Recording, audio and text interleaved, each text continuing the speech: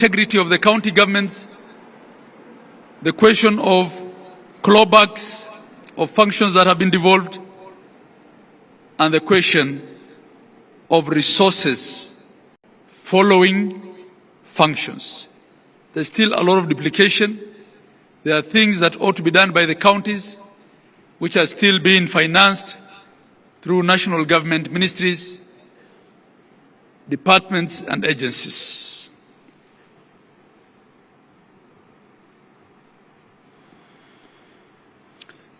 Your Excellency, counties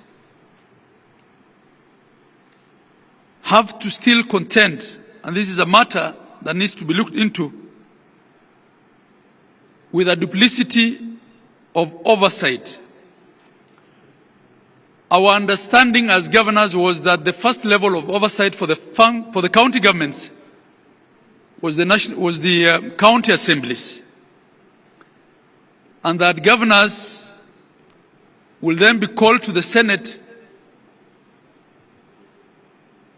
not as the first level of oversight, but to clarify certain things, probably audit reports, annual audit reports. And in fact, having served in the first cohort of governors, we only used to get invitations from the Peak Park Committee then.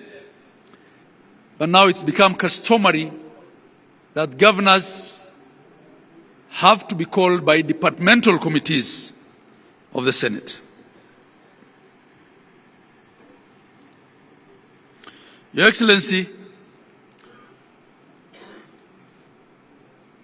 whilst to date, not a single MCA, not a single member of parliament has had to be recalled. We have had at least 4 governors impeached, and I think there have been as many as 7 or 8 attempts. I had it on my phone. I can't remember offhand. How many? Mary? 8 attempted impeachments, many of whom were salvaged at Senate. The question then begs, Your Excellency, is it only governors? Are Kenyans only electing the wrong governors?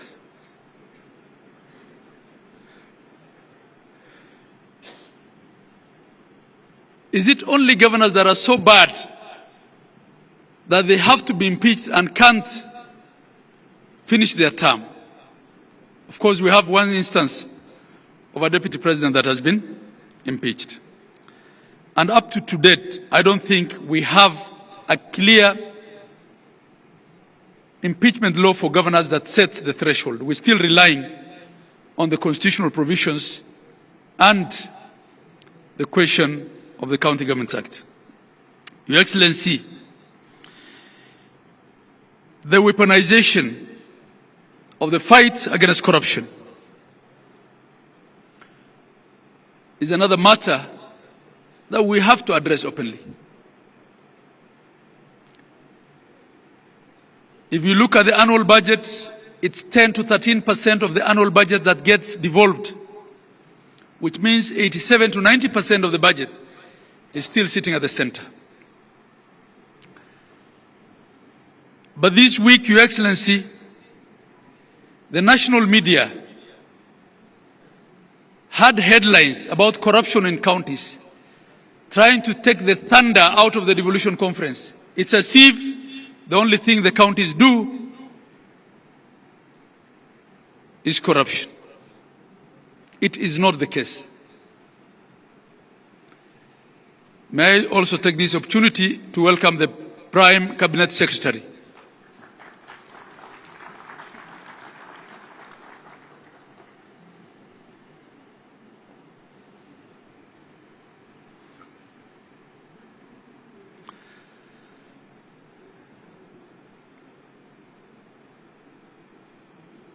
You're most welcome, the Prime Cabinet Secretary. Karibu. I was buying a little bit of time so that you can come in. Thank you. So, Your Excellency, I'll move much faster. So I was talking about corruption. Yesterday, Your Excellency the President, I think, in a very open and clear manner, spoke to the question of what I call non-executive corruption. Corruption in other arms of government. Your Excellency, as a Council of Governors, we feel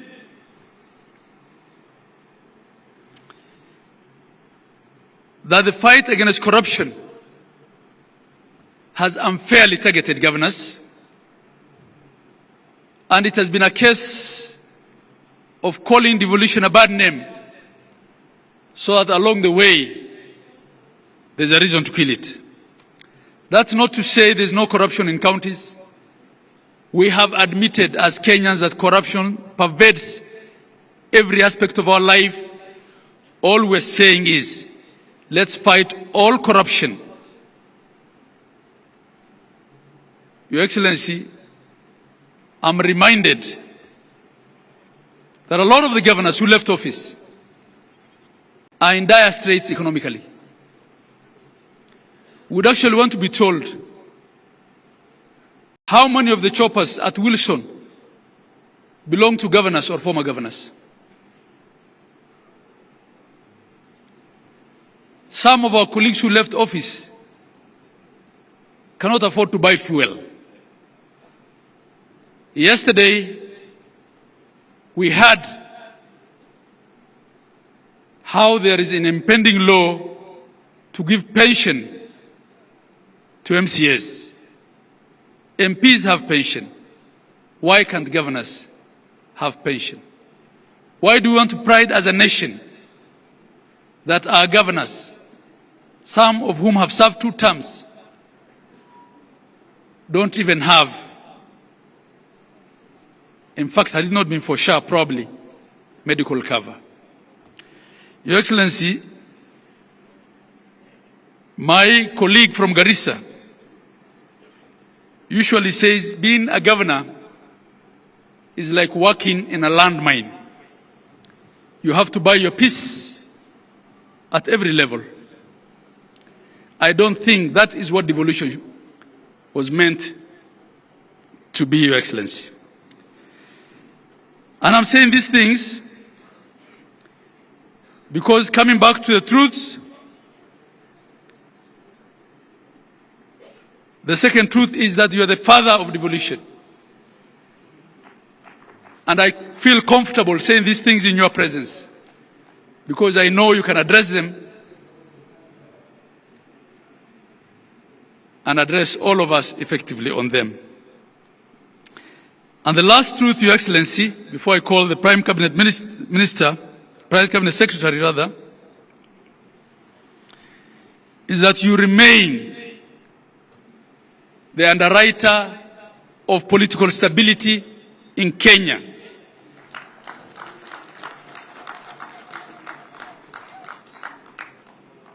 Your detractors will say all manner of things. The fact of the matter is that we almost lost this country as a result of the Gen Z protests and demonstrations, which turned into riots. You were magnanimous enough to allow members of your party to join government as ministers so that Kenya can be stable. Your Excellency, without Kenya being stable, a lot of these counties will be no more, because the architecture of our financial system here is that we depend largely on equitable share to provide services. So I want to ask you to continue being the father of devolution, the underwriter of devolution, and the stabilizer of the politics of Kenya. I thank you. And with that, Your Excellency, May I invite the Prime Cabinet Secretary to make his remarks before we invite you as our chief guest for today. That's how it has traditionally been. Prime Cabinet Secretary, please.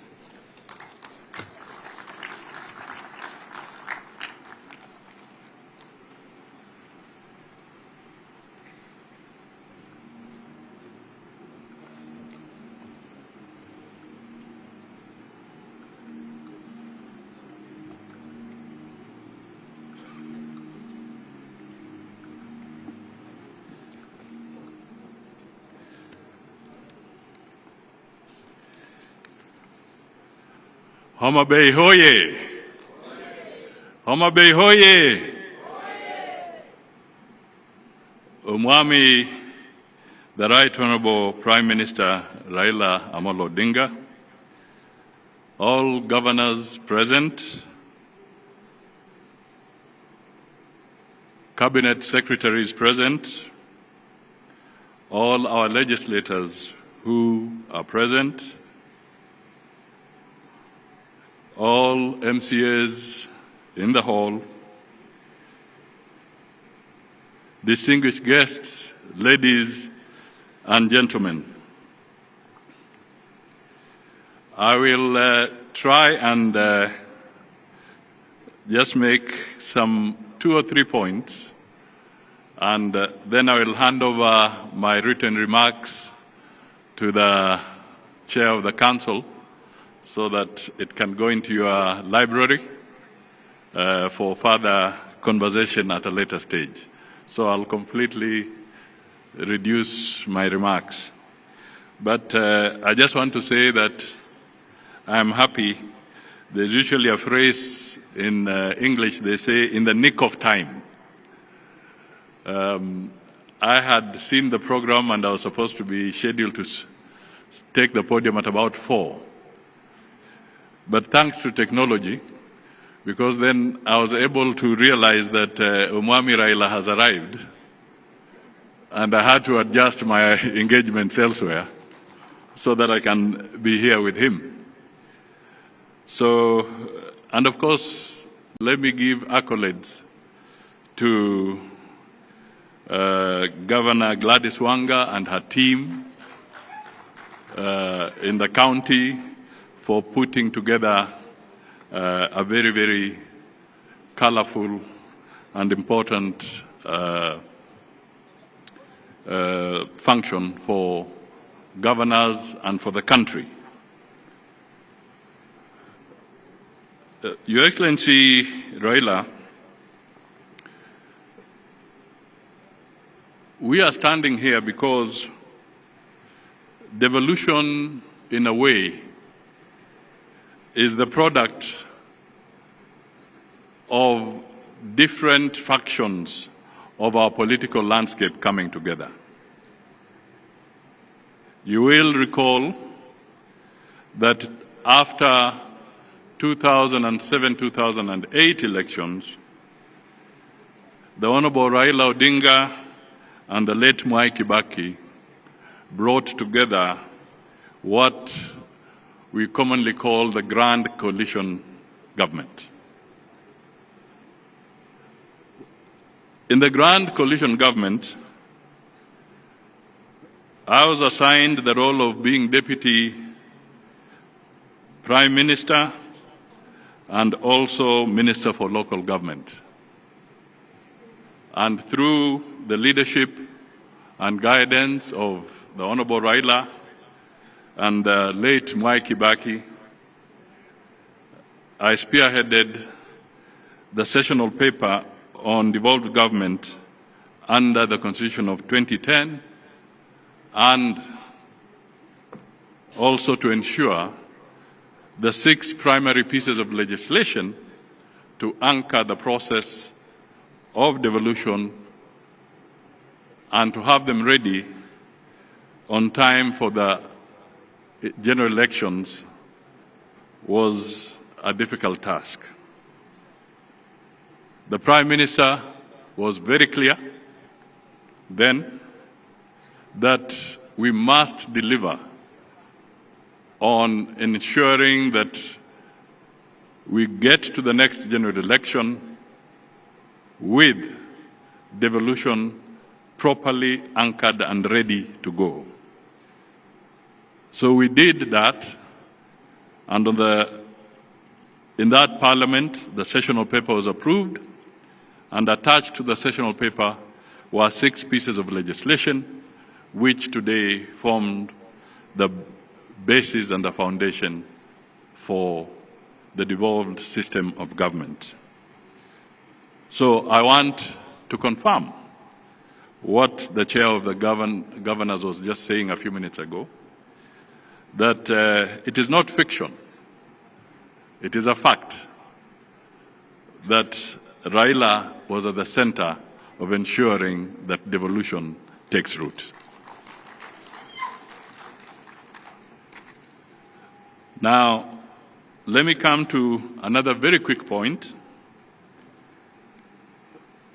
Maybe it has been said by previous speakers, but I normally wear my other hat once in a while to look at numbers. And in the past 11 years, we are now in the 12th,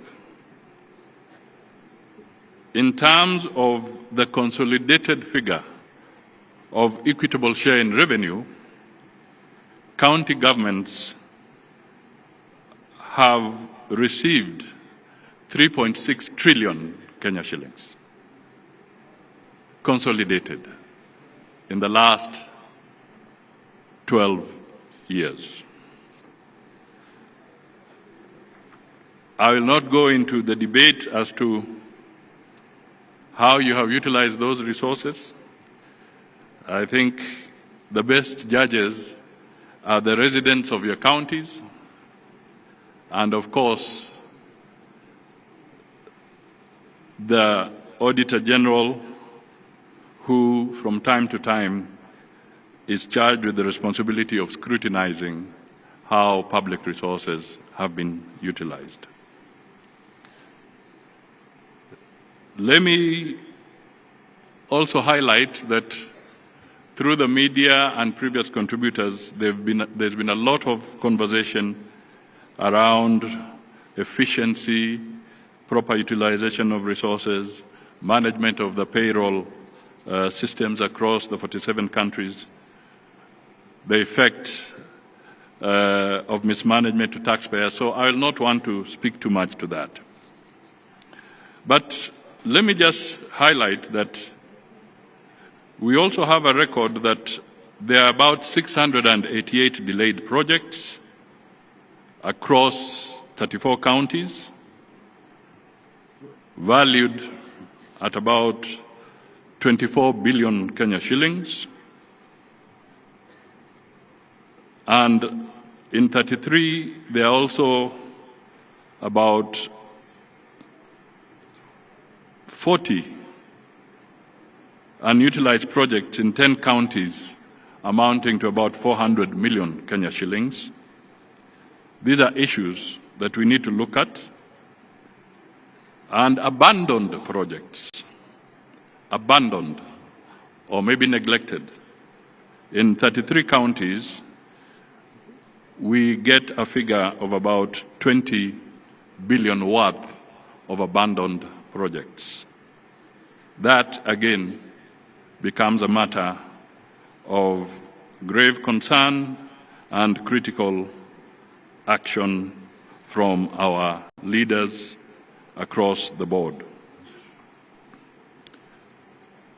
Your Excellency, let me just pick up one more issue,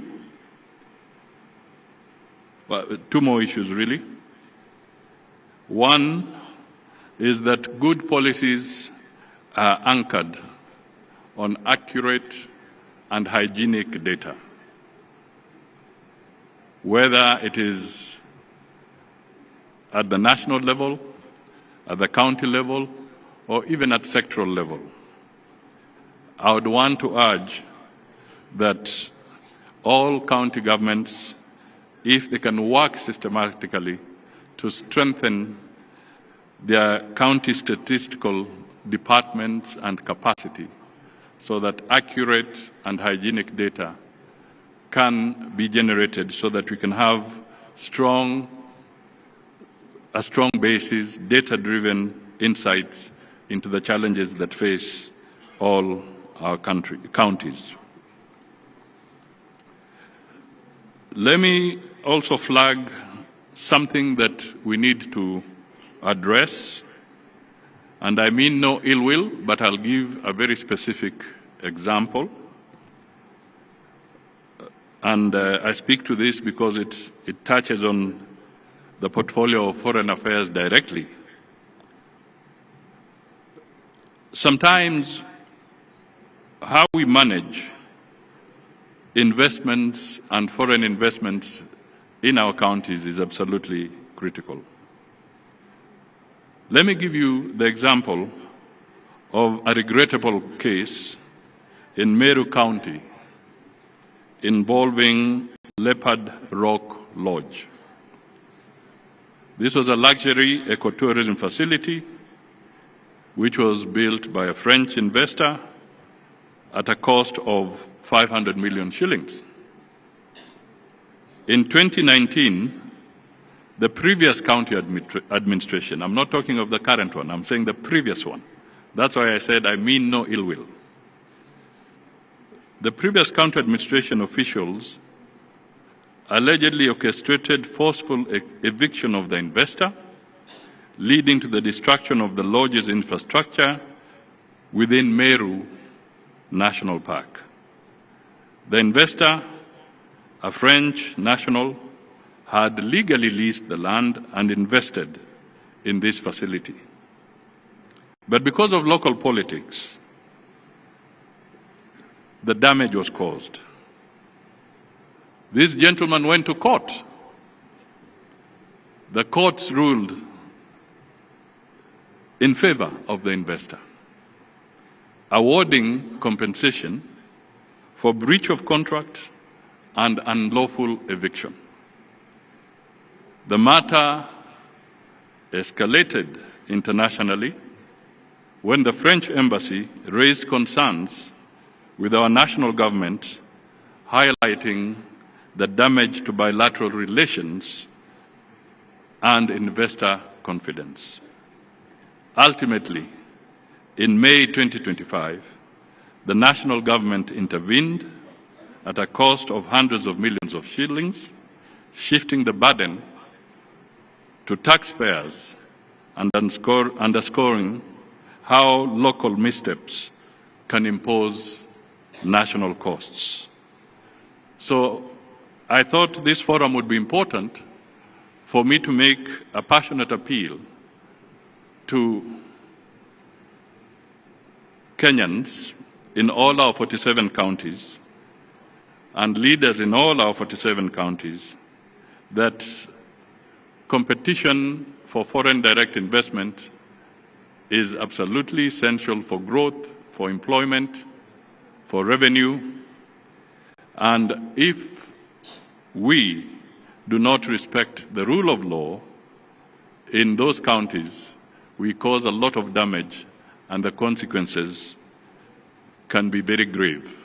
So I wish to encourage that we take corrective action and ensure that investments in our respective counties are properly safeguarded. Finally, let me just talk to the issue that still remains a crisis across the board. And this is garbage collection, solid waste management.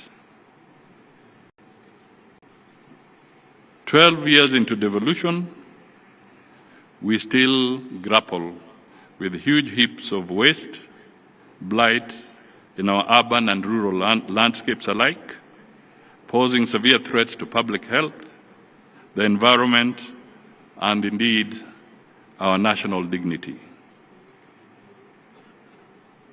Let us look at this area carefully Garbage is big business. It's big business. You all know it. Your experts have told you about it. The question is, who is benefiting from this big business? Are we all losing? That, again, I pose as a rhetorical question to the leadership as we review our 12 years of devolution. Perhaps I may want to provoke the leadership of the Council of Governors.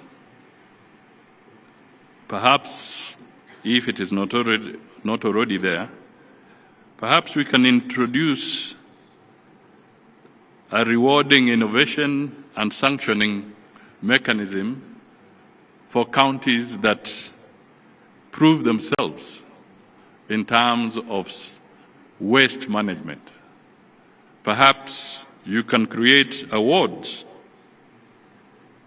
where the resource allocation is increased if a county can properly demonstrate that they are able to deal with the solid waste challenge effectively, and those that may not be able to do so perhaps can be sanctioned so that they can also pull up their socks and not pull the other counties down. It might be, especially in this era of climate-related issues which are in vogue and which are important, maybe we should start looking for the Green County of the Year, the one that really steps out and is able to demonstrate that they are managing this particular challenge and in the process benefit from an elevated allocation during the revenue sharing mechanism. I'm speaking when I know there are legislators here, so perhaps they can refine this better as they reflect on some of these things. So I think I end there. But most important, devolution is and remains the most critical innovation within Kenya's constitutional framework. And whatever the challenges we face, I think it's important to acknowledge that the governors and their teams have made a difference in our society, and we challenge them to continue making that difference and making it even better as we go into the future. Thank you for listening to me. And now, I've been asked by the chair of the Council of Governors to request everybody to be upstanding so that we can usher in Umwami Raila Odinga so that he can come and give the final address.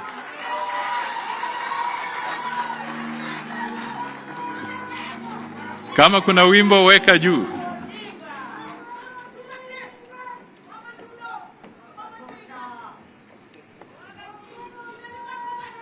Thank you.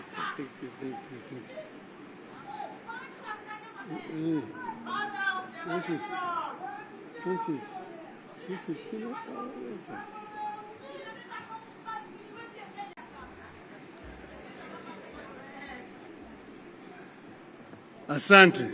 Thank you very much. You may be seated. The Prime Cabinet Secretary, Mwana Anna, my friend, the Chairman of the Council of Governors, our host today, the Governor of the great country of Homa Bay, all governors who are here, all honorable members of Parliament, distinguished guests, Na wana Homa Bay, hamjambo? Hamjambo? Osaoreuru. Asante sana. I usually call my brother there Mwana wa Ana. And he has done a good job of introducing me here to this audience. I came earlier. I did not know that I was scheduled to talk at 5 o'clock. But I said, now that I'm here, because I'm here, I need to be given a chance to greet the people. So we are very happy that the county of Homa Bay is hosting this conference this year. Now we've been here just a few months ago when we had a very electrifying Madaraka Day 2 months ago. And it looks like Devolution 2025 is not any different. I was very happy and pleased when I arrived here and I was taken to a park, just a small park in the Homa Bay, where this county is trying to remember a very great son of this county, the late Honorable Mumbai. I was very, very pleased indeed, because Mumbai is actually was the architect of the devolution. I myself was very passionate about devolution, but Mbai had understood it much better than anybody else. So when we went to Bomas of Kenya, because I had hired him as my consultant. So when we went to Bomas of Kenya, and the debate started in earnest, and then I asked the chairman to give Mbai a chance to address the audience. When he spoke that day in Bomas of Kenya, and he spoke for nearly 10 minutes without break. And by the time he finished, the whole hall backed into cheers. And they all cheered Mbai and said that that gentleman should be the chairman of the Devolution Committee. And that is how it became. That Mumbai became the chair of the Devolution Committee. And as the chair of the Devolution Committee, he navigated very dangerous corners. Because as you know, I've been mentioning several times that devolution had then, and even today, very powerful enemies. He was able to create proper benchmarks to be met. And because of that, he became a marksperson person. And as I've said several times, Mbai would not see the new constitution. In broad daylight, in front of his children, they moved in to his house and shot him and fatally wounded him.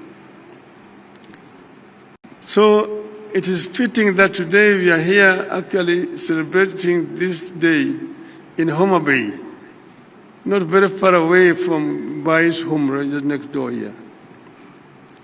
And today I really want to make an appeal to the Council of Governors, because Mbai left a young family and wife and children.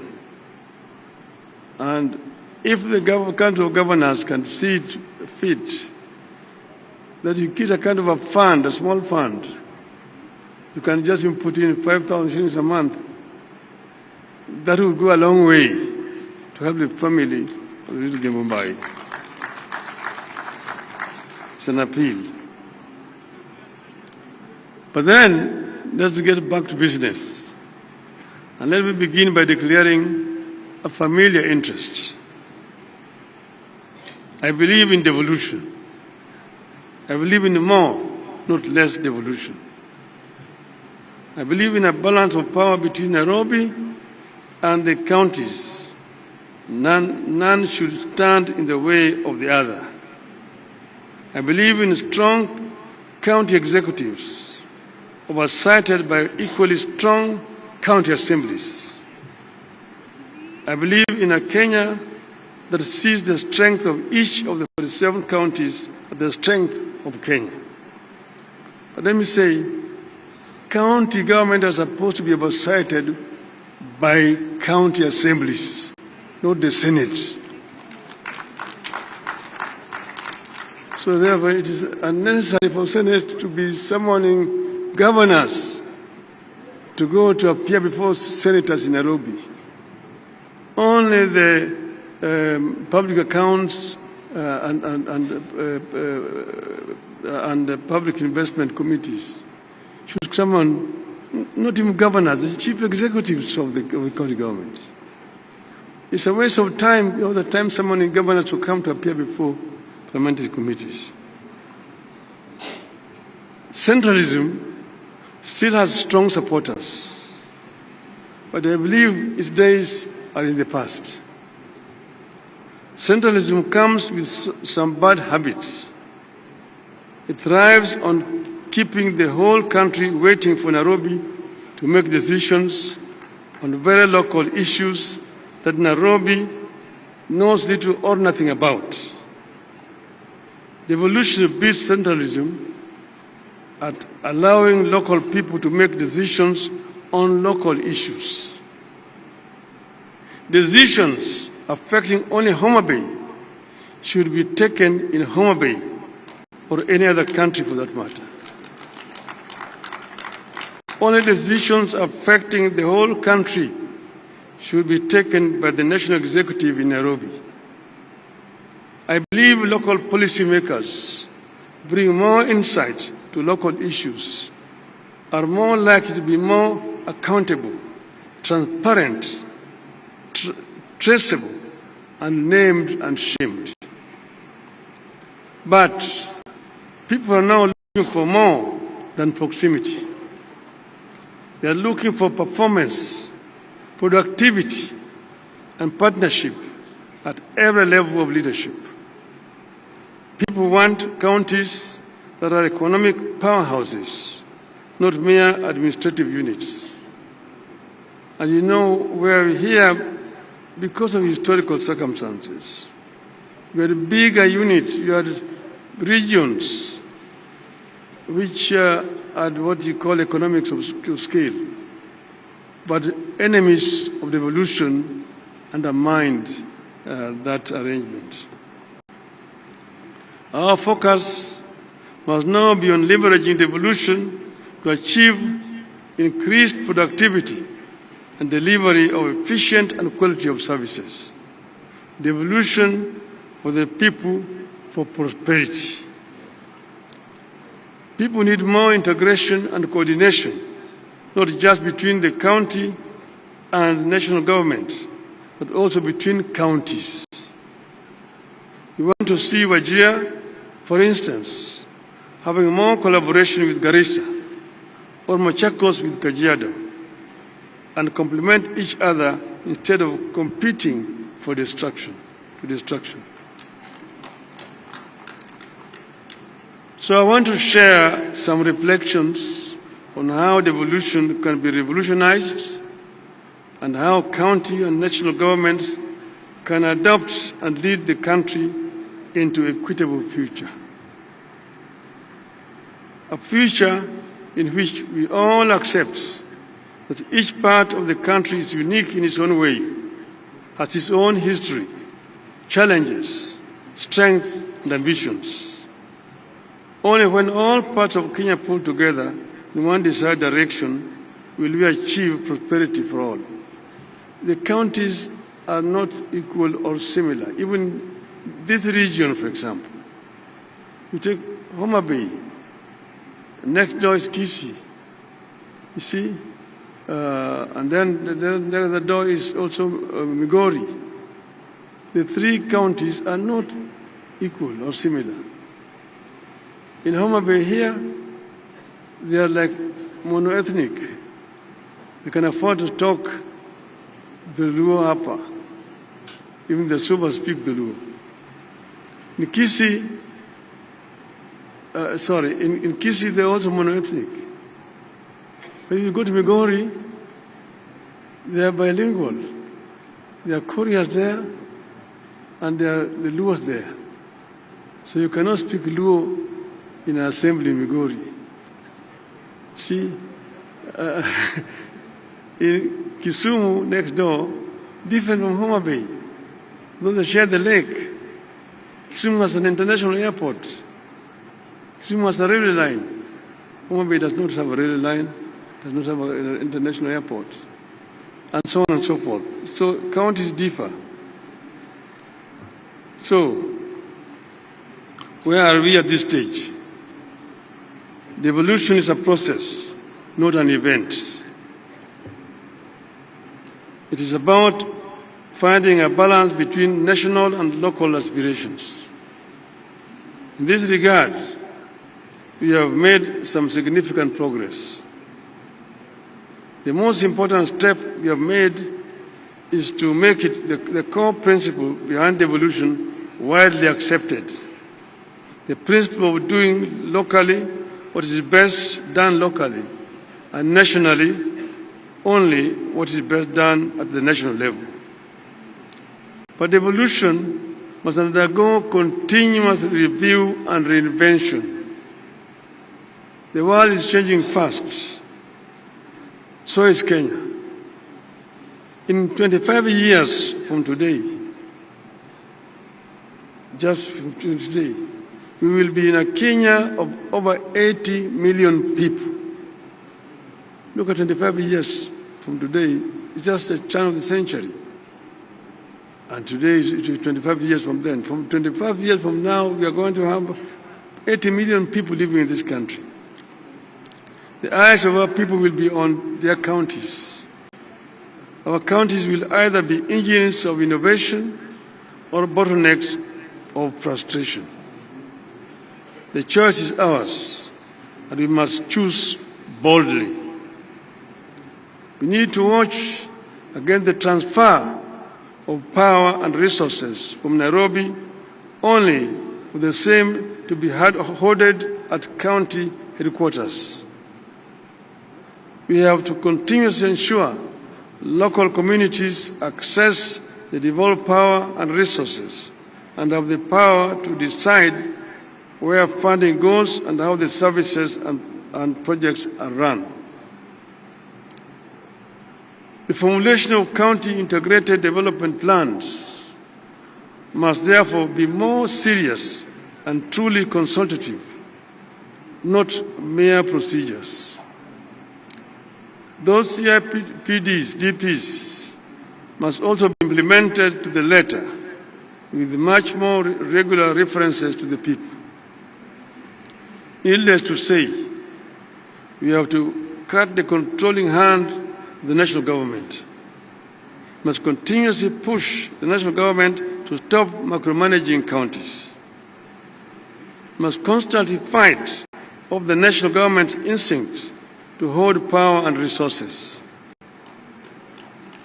But let me be clear. References to national government's bad tendencies is not a call for a war between the two levels of government. In all devolved systems, getting money and power from either level is always a struggle. You have to treat the contest as an integral part of the strengthening of devolution and the reason for the two governments to build good faith.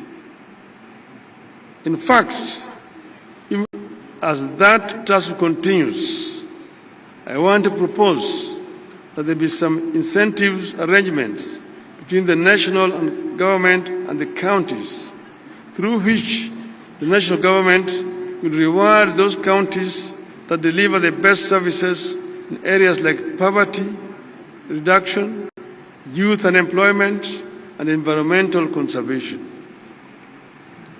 We need to come up with more transparent and independent performance reporting at the counties that gives the public more access to data that it can use to evaluate the performance of their county against others. That data will enable citizens to know, for instance, where it is easier to start a business, access healthcare, do farming, move goods to markets, etc., enabling our citizens to make informed choices in their socio-economic activities. We need a digital devolution in counties. County services, from business permits to healthcare appointments, must be accessible online, in real time, and in local languages. This should go a long way in fighting the scourge of corruption that is taking very deep roots in counties. Our counties must move from being consumers of transfers to producers of wealth through county-led industrial parks, energy autonomy through solar, wind, and small-scale hydro projects, and smart agriculture hubs, among other areas powered by technology. Our Constitution clearly stipulates that the two levels of government depend on each other. That cooperation should help us to do away with, not enhance, duplication that results in wastage of time, efforts, and money. Even as county and national governments cooperate, there must be more clarity on roles and responsibilities. Some confusion is beginning to creep in, and accountability risks being lost in the process. We must continue demanding that counties be granted full control over all devolved functions. But we must also demand to see what difference the counties are making in increased devolved resources and functions. At the same time, we need to bring more areas into the devolution fold. Our constitution making was characterized by negotiations and give and take. To avoid a war, for example, with NAT, we only devolve early child development aspect of education. Because NAT had threatened us that if we devolve education, they are going to mobilize teachers to oppose the new constitution. And that's why education was not fully devolved. We must now break the cycle of managing our schools from far away in Nairobi. The time has come for Kenya to devolve education up to secondary school. It makes no sense to see a Minister of Education going to Marsabit, to Garissa, inspecting primary school structures or construction. It's a shame, because that is the work that should be done by the governor of the counties there. The time has come to devolve education. In the interest of efficiency and better service delivery, all money is currently managed by the NGCDF and NGAAF should be surrendered to counties. When CDF was formulated and promulgated, the people of Kenya were seeking an equitable distribution of natural resources which had been denied through an imperial presidency. Most of the work here was basically left to Harambes. He wanted to build a tuition block, Harambee, dispensary, Harambee, and so on. Since that time, everything in the system of governance has changed. We removed the patronage system in allocation of natural resources. We adopted devolution. We established a constitutional commission to allocate revenue between the national and county governments. We empower the parliament on budgetary matters.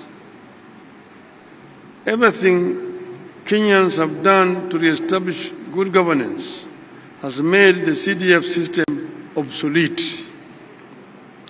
It is serving no known role in the new constitutional architecture, and it is no longer relevant in the new constitutional dispensation. Indeed, the only thing this system does is to pervert the role of the representative of the people and to deflect their attention from duties placed upon them by the Constitution. The legislatures are elected to represent the people, to legislate, and to oversight the national government. It is not their business to be distributing bursaries or be constructing classrooms and so on.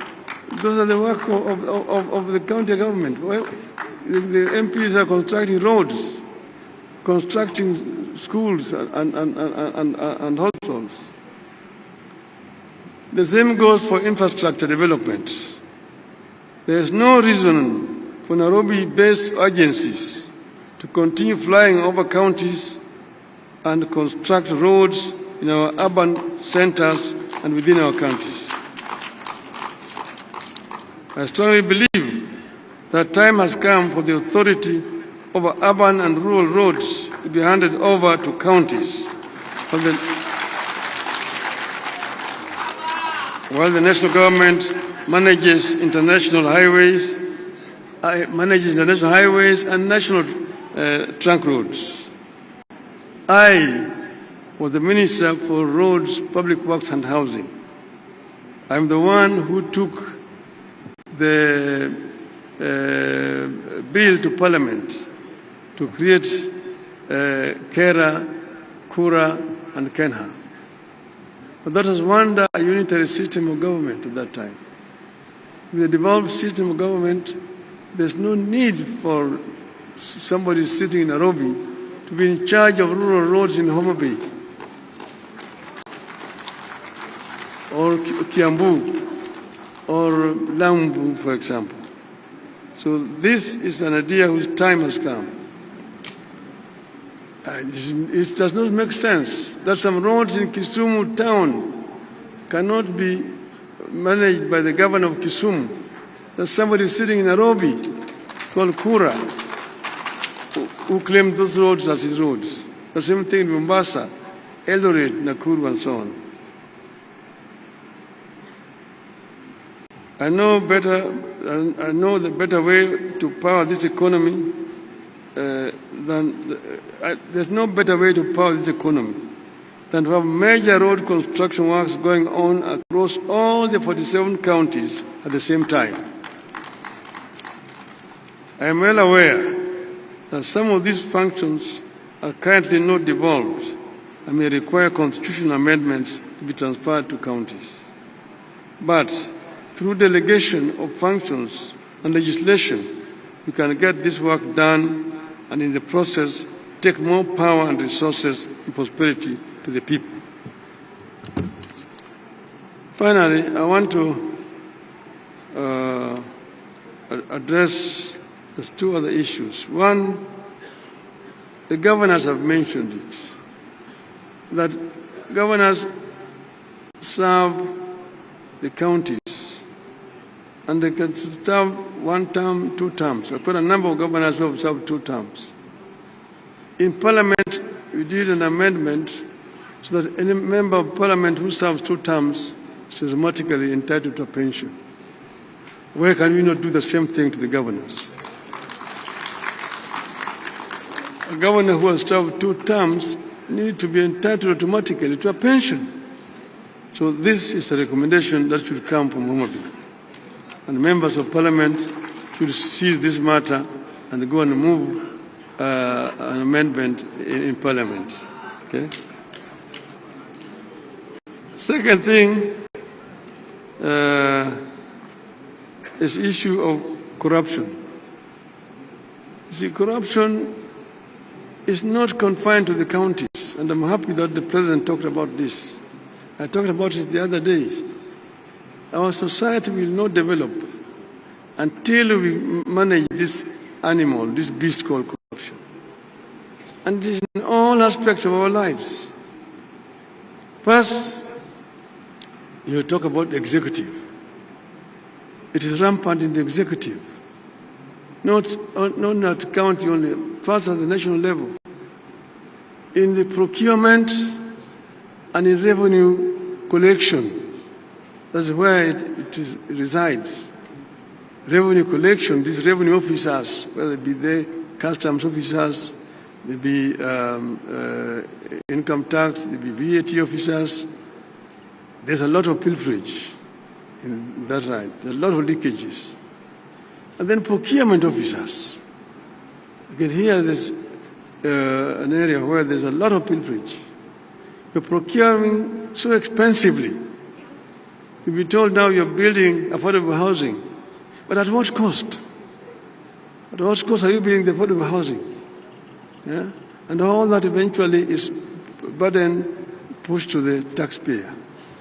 So this is an area where we need to face these enemies of our society squarely in procurement and in revenue collection. The other area here is, and this is both at the national and at the county level. Then go over to the legislature. Again, it's domiciled in the legislature. A lot of money was being wasted by people who should be working productively, being summoned to appear before parliamentary committees. And you find parliamentary committees sometimes saying, we are cancelling this project. They're only doing that because they've been funded by a contractor who lost the contract. When there's a tender, there must be a winner. And once that the tender has been awarded, the contractors who lost will look for the member of parliament or an MCA. Or the contract has been corruptly awarded. Then immediately they now summon the minister or the PS to come, and you want to investigate this. They shout a lot of, make a lot of noise, but basically they are being paid by the losing contractor. As they've been doing this, you find the contract has been properly awarded, is suspended, is cancelled, and you know the financial year is very short. By the time you awarded the contract, it is September. If somebody goes and suspends it, you will be into the new year. The whole financial year is wasted, money is not spent. So Parliament must also be brought on board properly, because Parliament is also actually impeding implementation of government projects by being corrupted by contractors. And then, you know, come over to judiciary. Judiciary is also not blameless. When some people tell you that I don't, rather than wasting my money in hiring a lawyer, I'd rather bribe a judge, and I will get whatever I want. A criminal, somebody that committed a crime, when he's supposed to be arrested, rushes to court, and when they go to court there, gets an order to stop him from being arrested. So the judiciary is a major impediment also. So the corruption resides also in the judiciary. And you come down to the private sector. The private sector is also not blameless. The private sector is where there's competition for contracts, and they're the ones who now go and bribe the executive, they also bribe the legislature and so on. So there's always a giver and a taker in a corrupt deal. So the private sector is also not blameless. The media is also not blameless here. The media is very much deeply involved. If you see the media saying, oh, we are exposing corruption here, they have been paid.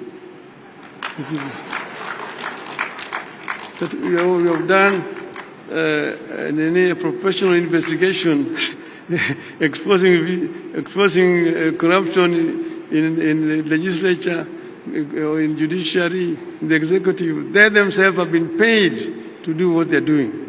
So the media is not blameless in this one here. So we need to deal with this issue squarely by looking at this animal called corruption, the face, and dealing with it. That's the only way that our country will be able to move forward. I thank you very much for listening to me.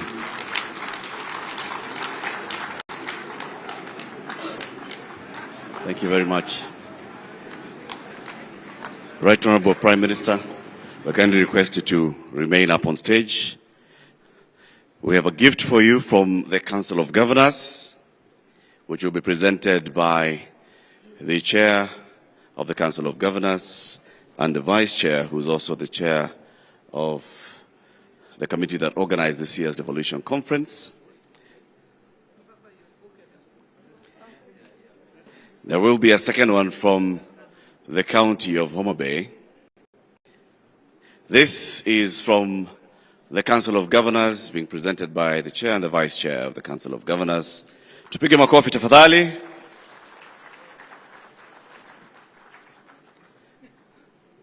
Thank you. The second gift, Right Honorable Prime Minister, the second gift is from the host county of Homa Bay. And as you can see, all Homa Bay people, please piga makofi as you present your gift to the Right Honorable Prime Minister. Asante sana. We are then going to have a quick session of photos, and I'd like to request all the governors present to please come up on stage.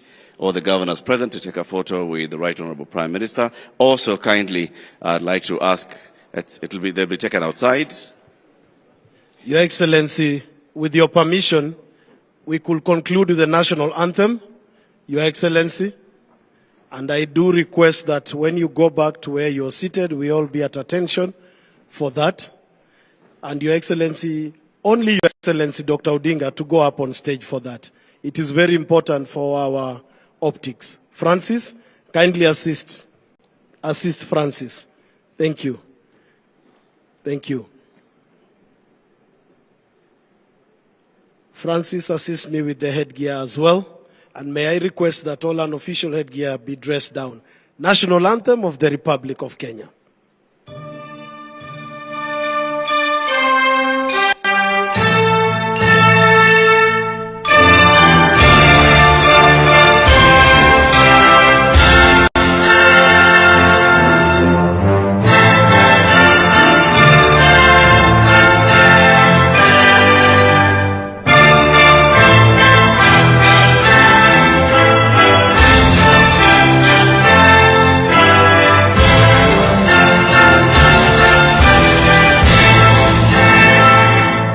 Thank you. The photo session will take place in the official photo booth as you exit. May we accord His Excellency Dr. Odinga another round of applause.